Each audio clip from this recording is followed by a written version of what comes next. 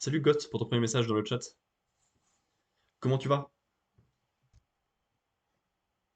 Merci d'avoir pris la peine de laisser un message, déjà ça fait très plaisir.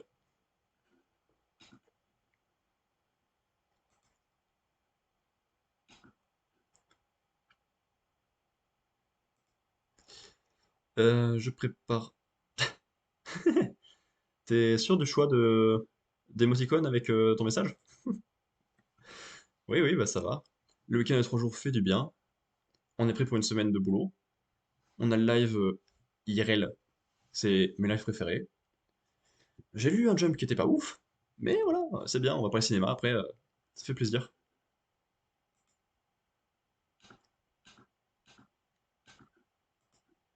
Hop, je prépare la partie critique qui arrive juste après. C'était aléatoire? Oui, bah, je vois ça. Parce que quelqu'un me fait ça IRL, le ça va, ça va, ça va. Je suis un peu inquiet sur sur sa santé.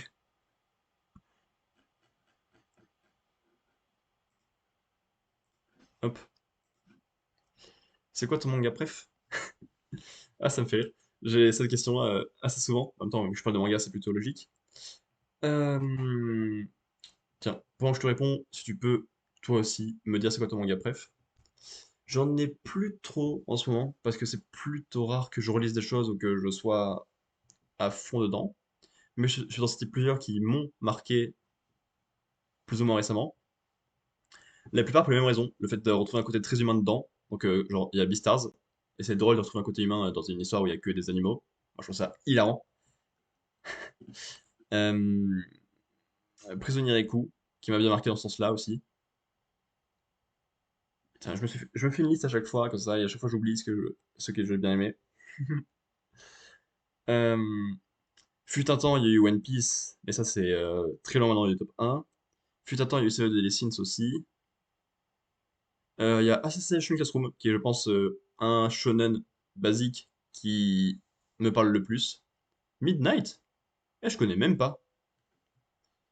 Il y a Karakuri Circus en ce moment qui sort chez Meian, que je trouve excellent.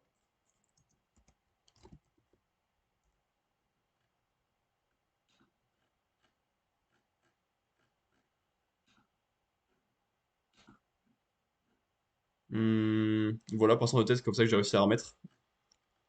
Alors, Midnight, c'est Tezuka. Ah, ok. Tu l'as lu récemment? La nuit est mille et un visages sur lesquels tour à tour un homme se penche. Il a pour nom Midnight. C'est par cette phrase que commence chaque épisode de Midnight, la dernière série phare créée par Tezuka, peu de temps avant sa mort. Il s'agit aussi de sa dernière grande œuvre achevée, terminée avant le début de la rédaction de Ludwig B. Chauffeur de taxi la nuit, Midnight est au cœur de rencontres plus toutes plus insolites les unes que les autres, apportant un lot de mystère, de danger et d'irrationalité. Personnage en quête de sens, à la dérive ou à la recherche du lendemain meilleur, les héros de ces petites scénettes vont souvent se révéler grâce à l'oreille plus ou moins compatissante et attentive du chauffeur. Oh, un petit moment. D'accord. T'as lu d'autres mangas de Tezuka? Moi j'en ai lu aucun. Et je pense que c'est quand même quelque chose qui peut manquer dans ma vie de lecteur de manga, mais ok, ok. Attends, je reviens, je vais voir dans la mangatech s'il y a d'autres mangas comme ça qui me marquent. Aïe.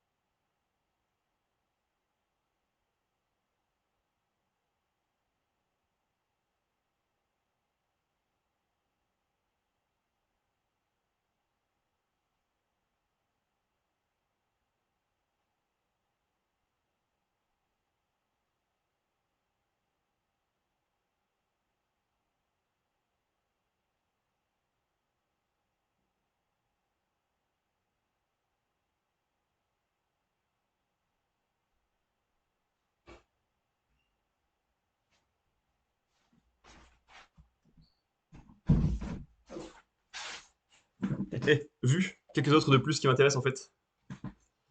Alors, c'est un peu triste pour eux que l'on soit pas souvenu comme ça de tête, mais Vinland Saga, que je trouve excellent à partir du deuxième arc. L'arc prologue, j'aime pas du tout, mais essentiel pour le propos de la suite. Et après, tout le reste, je trouve excellent. Bakuman, j'adore, c'est mon manga préféré largement de Oba et Obata. Ça fait manga sportif, j'en lis pas du tout, mais j'ai beaucoup apprécié Bakuman. Et j'ai réussi à réoublier. Ah, je suis en pleine forme ce soir. Ah, c'était Soul Eater, un autre shonen un peu plus classique. Ok. Et là, par rapport au fait que je lisais le Shonen Jump juste avant, Undead Unluck et Sakamoto Days largement au-dessus du reste. Voilà, voilà. Tu conseillerais quel Tezuka pour commencer? Parce qu'il en a fait plein du coup.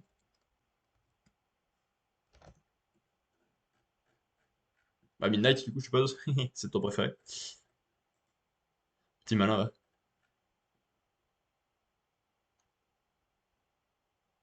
Waouh! Coucou Apple! C'est très gentil de prendre la peine d'écrire un message. Comment tu vas? Ça va très bien. Écoute, on a fait un grand week-end. On est dans les lives IRL. Donc on a lu le chapitre de Manga Plus, on discute un peu, ça va être... C'est cool dans l'ensemble. Et toi, évidemment.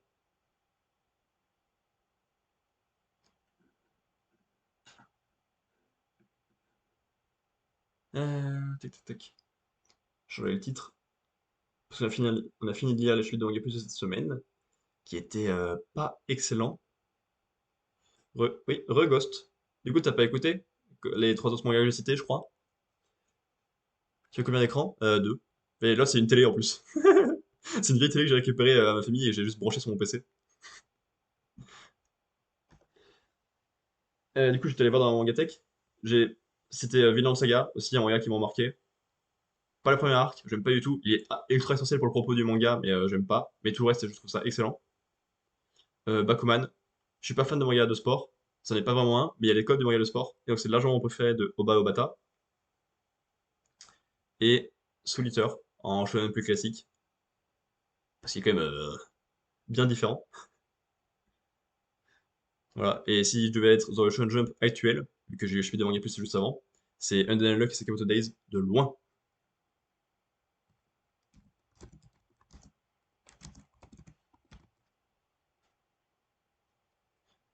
Et donc Apple, toi tu modères sur Discord?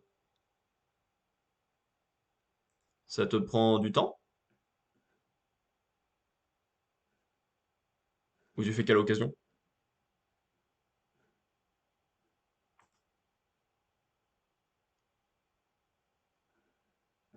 Ok.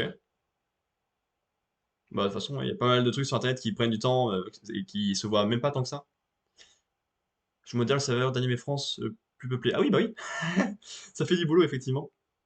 Je te conseille Astro Boy et Phoenix pour démarrer. Évidemment, ça, Astro Boy, je connais de nom. Parce que je connais pas tous de nom, mais là quand même, Astro Boy, ça va.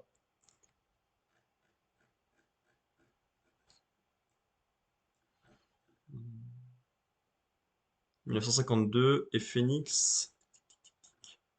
Si je vais le trouver, attends.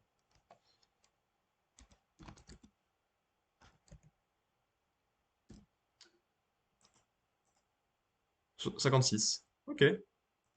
Ah, c'est pas tout récent, hein. C'est mec qui découvre que Tezuka, c'est pas tout récent, en fait.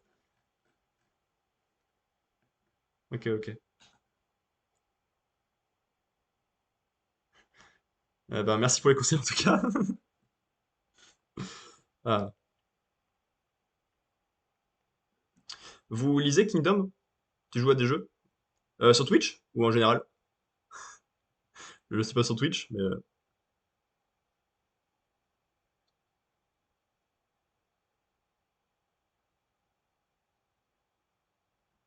Bon, je réponds sur... Oui. Les deux, ok. Sur Twitch, oui. Alors, ça fait une semaine que j'ai pas tenu mon planning, mais en soi... Attends, je vais te le montrer en train de jouer sur Twitch. Euh, c'est où? Normalement, je fais trois jeux en même temps. Pas jeux en même temps, mais ça c'est l'idée. C'est-à-dire que, voilà, mon beau programme, il est là, ici. à la base, mes lives, c'est à peu près de 21h30 à minuit 30 en gros, en fonction du temps, des envies. Et en ce moment, j'ai fait un live sur Batman Arkham City. On est sur la fin, je suis en train de récupérer les points d'interrogation de le mystère. C'est un peu long, mais voilà, on est bientôt fini normalement. Le Hat in Time, j'ai juste envie de faire les quelques trophées qui me restent pour avoir le platine. On est presque sur la fin aussi. Et Tales of Arise, on est presque au combat final. Donc les trois vont bientôt se changer et on passera à une prochaine rotation. Je sais pas encore quoi, je décide souvent quand c'est terminé. Voilà. Alors, les jours sont pas forcément très justes en ce moment, hein. Tu remarqueras que bah, je suis en train de faire mon live du dimanche le lundi. Mais c'est ces trois jeux-là, pour l'instant, qui vont bientôt changer si la progression ne fait pas, ça tombe bien. Et niveau gaming, ben, en dehors des lives, je joue plus trop. Je joue de temps en temps à la Switch quand j'ai un jeu qui m'intéresse, mais sans plus. Sinon, le reste du temps, bah, tout ce que je fais, c'est en live. Je suis pas un gros gamer. Les œuvres que je découvre en général, c'est plus cinéma, manga, séries, jeux vidéo, romans. Dans cet ordre-là, je pense.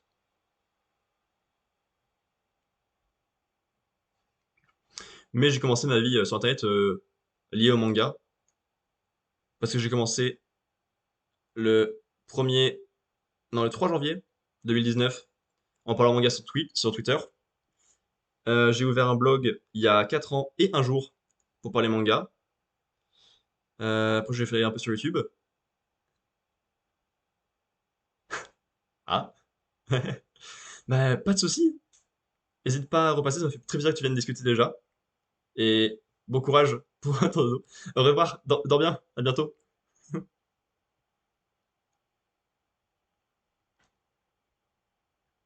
Et merci beaucoup pour le follow.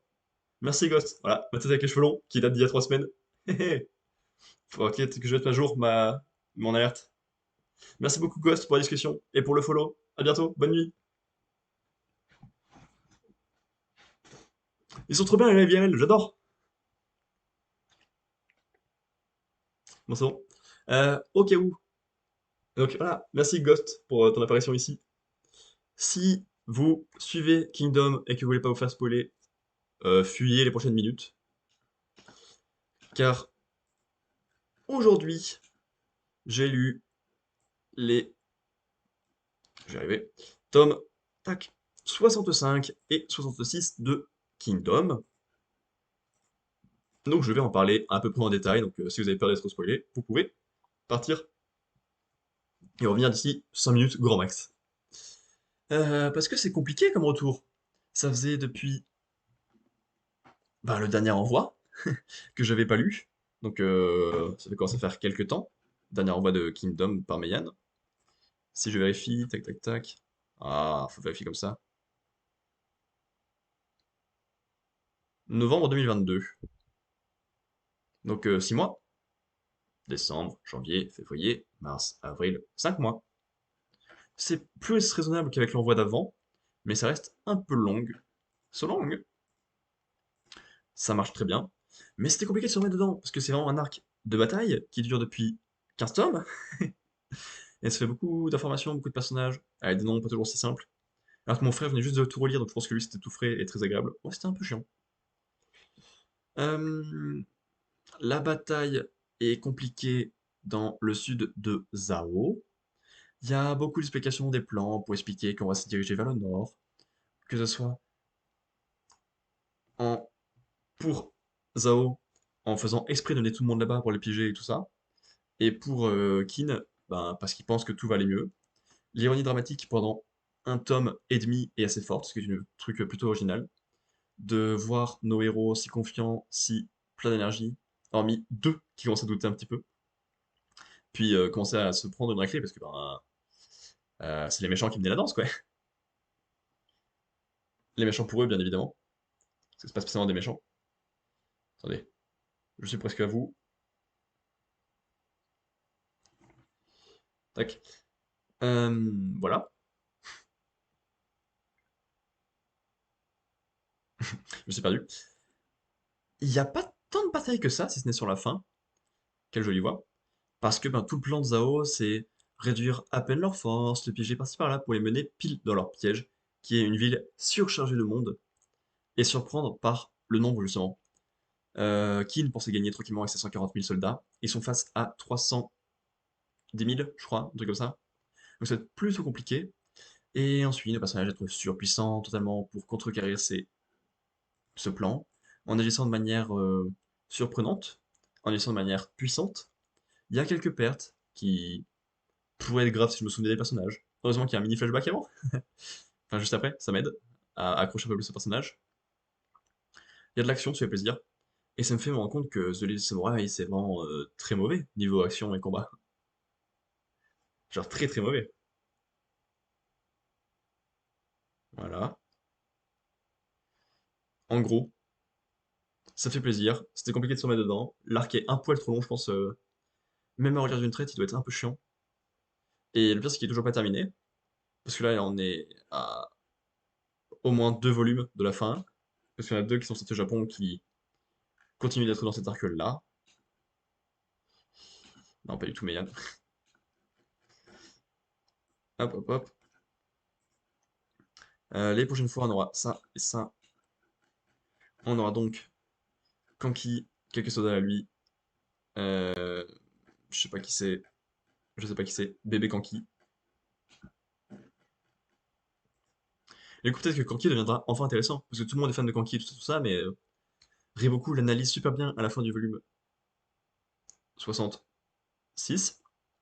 Et effectivement, il attaque jamais. Il fait que attendre une micro-erreur de l'autre en restant assis, et paf, il éclate à ce moment-là, mais il fait rien. Il est très nul comme général. Je comprends pas comment les gens peuvent être aussi fans que lui, de lui. Même si c'est vrai qu'à un moment, il s'est mis sur une tour, il a tiré à l'arc. Et de l'autre côté, on a Riboku et tous ses généraux autour de lui, dont Shin 2. Cool. Bon, c'est-à-dire que ça avance quand même, mais il y a beaucoup d'ennemis à affronter, quoi. Ça, je m'en fous. Il y a Ra, il y a Fate Kingdom. Et vu la taille du manga, ce ne sont pas incohérents. Commencé en 2006. Ensuite, je prépare ça, ça.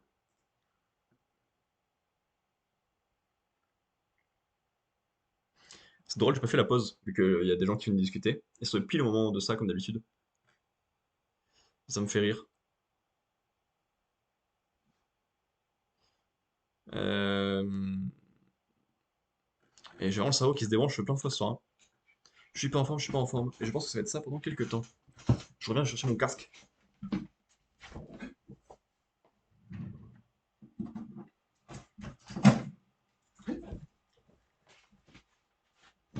Hop là. Meilleure façon de se déplacer, ça, hein.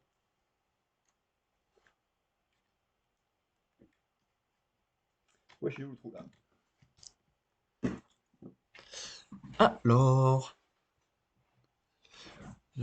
comme d'habitude, pour la partie film, je suis allé sur Canal+.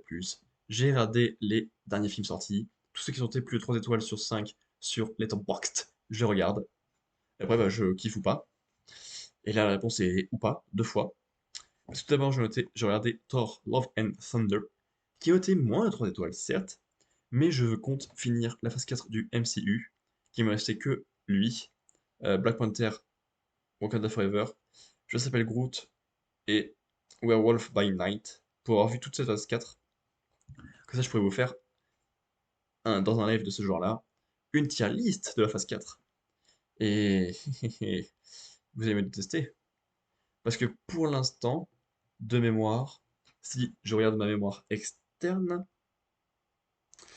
euh, là, j'ai mis deux éléments en S, deux éléments en A, trois éléments en C et trois éléments en F.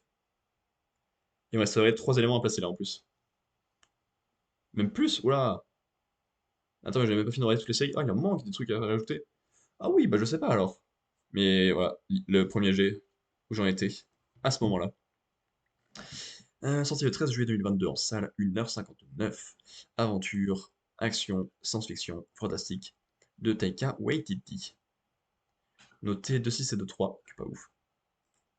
Alors que Thor est en pleine introspection et en quête de sérénité, sa retraite est interrompue par un tueur galactique connu sous le nom de Gore, qui s'est donné pour mission d'exterminer tous les dieux. Pour affronter cette menace, Thor demande l'aide de Valkyrie, de Korg et de son ex-petite amie Jane Foster. Non, il lui demande pas de l'aide. qui, à sa grande surprise, manie définitivement son puissant marteau, le Mjolnir.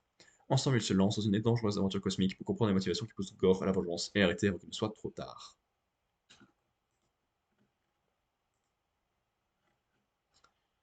Euh, Filmographie comme réalisateur. John et court-métrage de son fiche. À chacun, ça chacune. Boy, Vampire Totamité. À la possède de Ricky Breaker. Thor Ragnarok, j'ai vu, j'avais plutôt bien aimé, c'était plutôt fun. Jojo Rabbit, j'ai vu, j'ai plutôt bien aimé, c'était plutôt fun. Thor Love and Thunder, on va en parler. Et Next Goal Wins, il n'est pas sorti encore donc. Ok. Alors, je vous remets ça, paf là. Et je vais pas vous mentir, c'était pas très bien.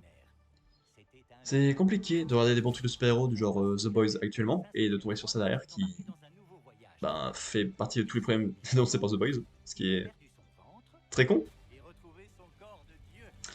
Le film est en trois parties. Tout d'abord, on a les Asgardiens de la galaxie pendant genre 25 minutes. Ça n'a pas d'intérêt. Parce que t'as les Gardiens de la Galaxie qui sont largement moins forts que Thor, qui font rien, qui lui apportent rien, qui n'existent pas, littéralement. Et t'as Thor qui fait le malin, qui détruit tout en sauvant tout, parce qu'il est trop fort. Mais en même temps, il est tout seul et tout triste. Et après, c'est Star-Lord qui donne des conseils en mode, hey, en fait, aimer les gens, c'est bien, non? Voilà.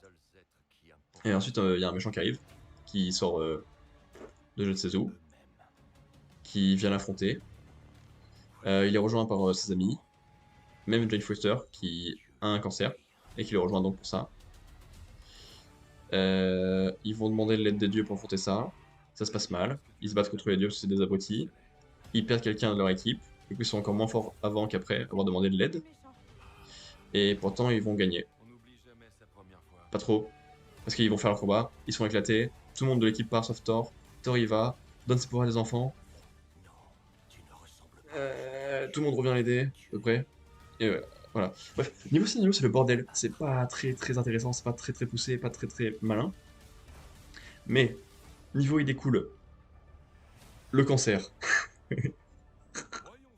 Après, non, non, bah, la façon de traiter le cancer, c'est plutôt pas mal.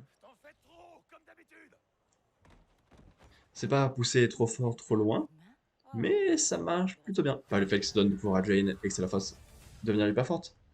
Mais le moment où elle est malade, elle lui dit de partir, tout ça, où elle parle de ses rêves, de sa vie, ça marche pour faire des trucs sur les personnages, au moins. Ça, j'ai bien aimé. La planète en noir et blanc, c'est pas une idée hyper recherchée, mais c'est un style et ça marche. Et vu que le film est moche, passer en noir et blanc c'est très bien pour que ce soit beau, donc double qualité.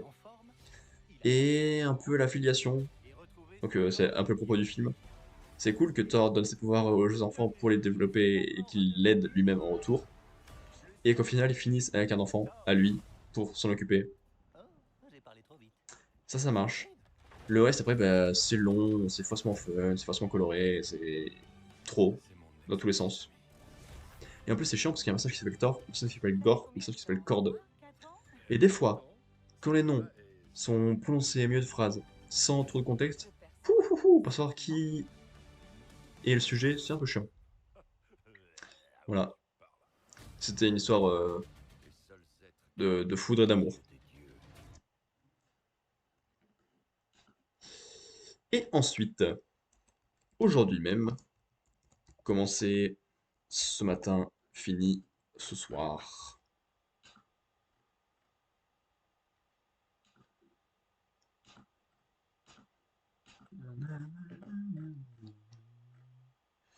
Est-ce que je l'ai pas vu dans un film récemment? Jade Springer. On verra après par... Oh, les cheveux! Mais oui. On verra après par...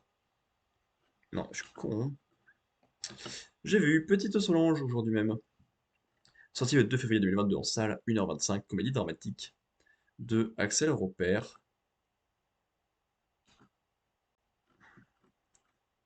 Solange a 13 ans, elle est pleine de vie et de curiosité avec quelque chose de spécial. Elle est sentimentale à l'excès et adore ses parents. Mais un jour, il réalise qu'il se dispute et commence à s'éloigner. L'ombre du divorce se précise. Alors selon veut s'inquiéter, réagir et s'offrir. C'est l'histoire de jeune ado trop tendre qui voudrait une chose impossible, que l'amour jamais ne s'arrête.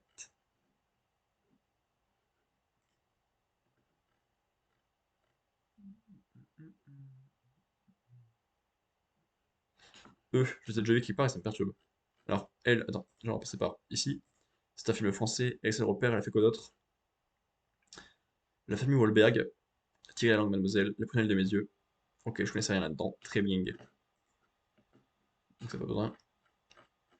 Elle a fait que ça? Ah, elle a fait que ça! Ah bon. Et lui, aussi? Ah, ça me perturbe ça par contre. Ils ont fait bien plus, non? Petite Solange, non pas Poké Clicker, c'est pas le moment de jouer à ça. C'est bon, on n'est plus en 2008, hein. Ah. Alors, c'est encore un film comme celui de samedi qui se passe dans les années 80 là, qui raconte des histoires d'adultes avec un regard, un esprit, une vision d'enfance. Là, on a une collégienne dans sa vie de tous les jours qui est pour l'amour. Alors, c'est un sujet basique, hein, des parents qui se séparent parce qu'ils s'aiment plus, mais quand même avoir le point de vue de l'enfant, plutôt que de juste voir l'enfant au milieu de tout ça, c'est un petit plus. Elle est pleine d'amour, pleine de bonne volonté, sa famille, c'est quelque chose qui est très important pour elle. Elle est inquiétée dès qu'elle voit ses parents proches d'un autre. Elle s'approche tout doucement d'un garçon de son âge, même si ça va pas très très loin. Il y a le monde des enfants, le monde des adultes. Tu comprends Il y a beaucoup de moments durs pour la famille et surtout pour elle.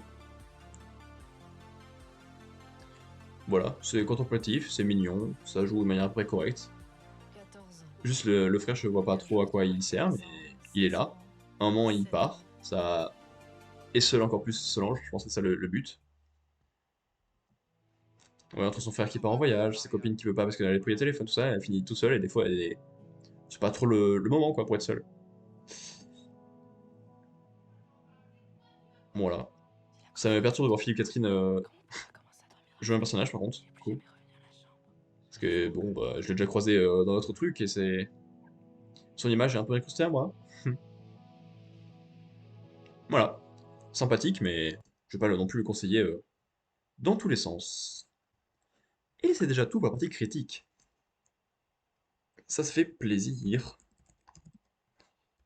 Hop. On va se chercher s'il y a des trucs à React. Ça, il a rien de plus sur la chaîne de Nintendo France, donc nickel. Et sur Film Actu, en 2 jours, il n'y aura pas non plus des 1000 et des 100. Peut-être une ligne quand même, parce que c'est des abrutis, mais même pas. Seulement un truc. Ça a l'air super en plus.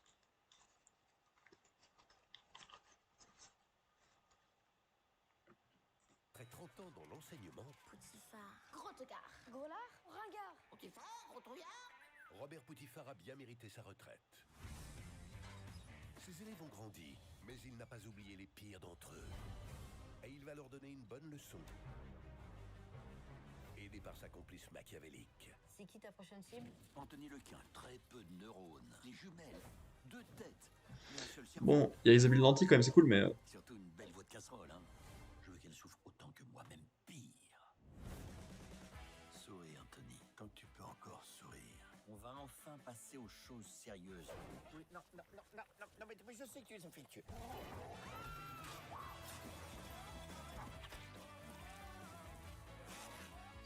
Mario, c'est ça? Roberto, rigole. Mario, Tu vas m'en... bon bricoleur. Qu'est-ce qui se passe? Je vais flinguer sa carrière. Ah oui, voilà. Les vengeances de Maître Poutifard. Tu comptes te venger comment cette fois? Bon, écoute, alors j'avais pensé. Bah c'est nul. Pardon? Le 28 juin, exclusivement au cinéma. C'est marrant parce que il avait pensé, en fait, c'est nul. Mais attends. Mais c'est pas marrant. Et c'est déjà tout, trop bien. Ah, ça fait plaisir. Comparé à la semaine dernière, on avait 12 heures de critique et réact, là, on a littéralement pas eu tout de temps. Heureusement qu'il y a la discussion pour ajouter un petit peu, hein, mais.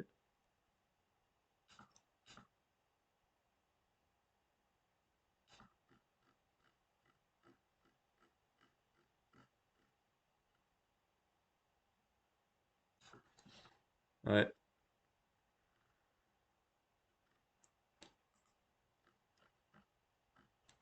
Ça a pas l'air bien, je peux même le noter, hein. Oh non. Et donc, on va voir. Ah, je l'ai mis à la poche. Du coup. On va voir s'il y a des trucs à react sur YouTube, mais je ne suis pas sûr.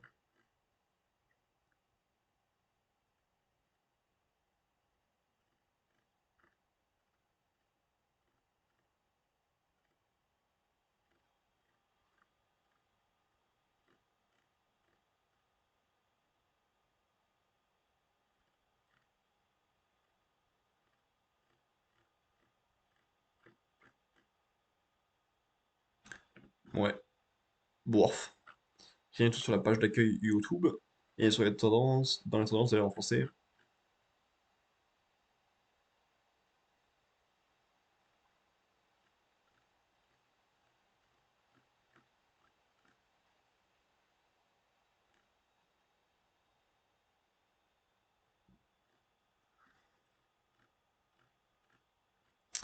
Non, non, non, il n'y a rien qui m'intéresse là-dedans.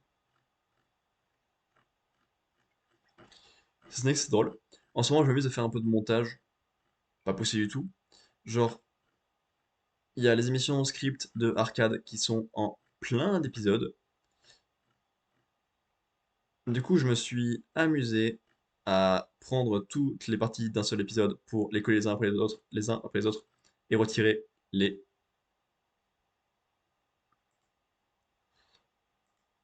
les génériques.